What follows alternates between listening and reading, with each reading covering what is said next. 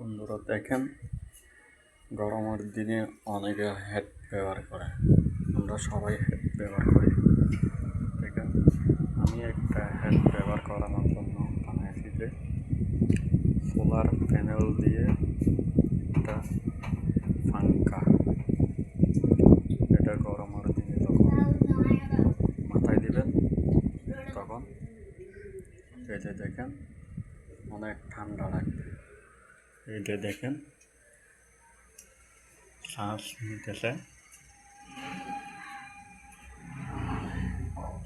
নিতেছে দেখেন কীভাবে বলের আলোর থেকে, মানে এটা যদি সুন্দর আলো দেয় তাহলে আরও বেশি করে শ্বাস নেবে।